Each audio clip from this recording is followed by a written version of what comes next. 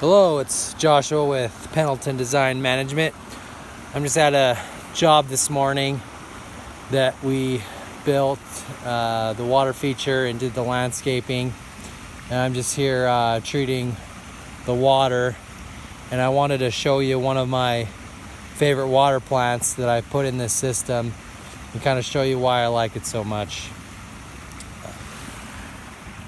Alrighty, so here's the water feature. Nice pond with a stream and waterfall there.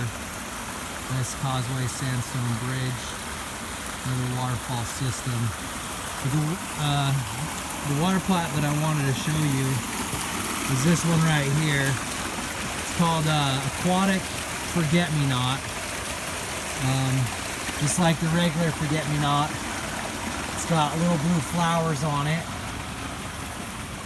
You can kind of see it over there on the banks. See right there, over there.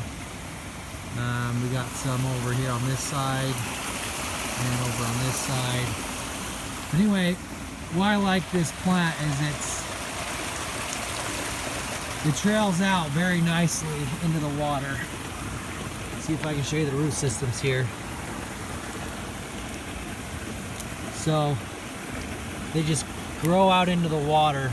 What happens is they also grow terrestrially, so they grow out in the water and then also grow up into your soil. So it's a nice transition from your soil into your water and kind of break up the rock and whatnot.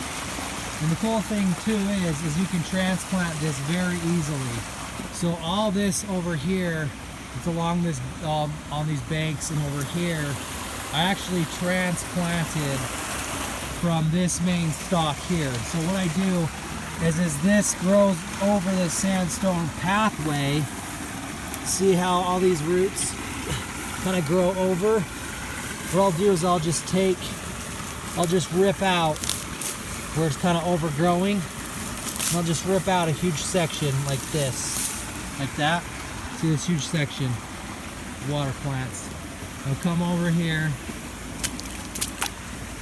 See where there's this bank here next to this other section. It doesn't have any water plants, and I've just planted it. We'll move it so those trailers will go out there. But basically, you just throw that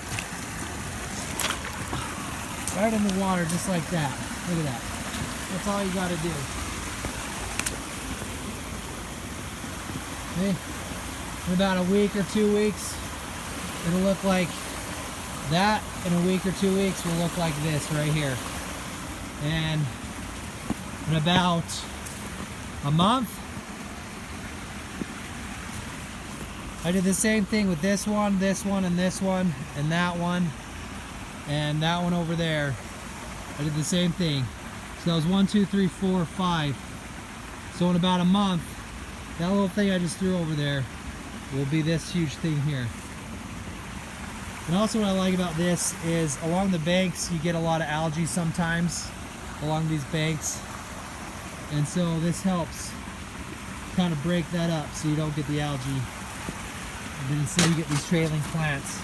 And you can see the water level is right here. And then you got your rocks. And they trail up.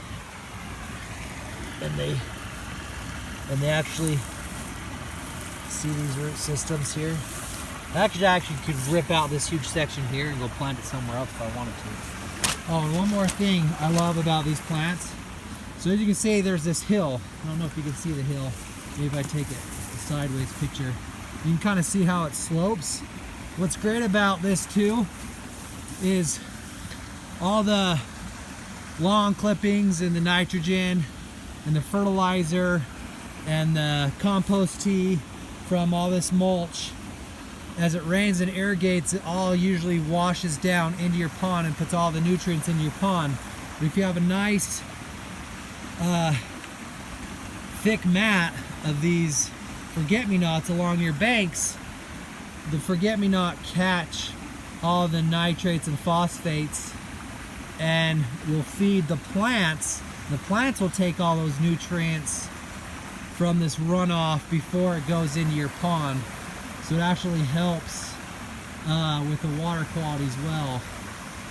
That's another reason why I like the forget-me-nots. Other water plants like these sedges or whatnot don't really do that as well, because they don't make just a nice thick ground cover mat on the bank and into the soil.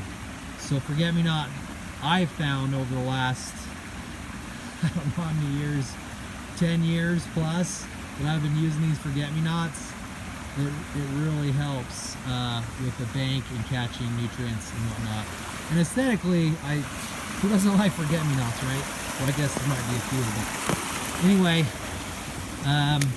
just wanted to show you that. This is another section here. I'll kind of show you. So there's a bunch of this algae and duckweed that's sort of on the bank. It's not really very nice. So I'm gonna throw some forget-me-nots in there too.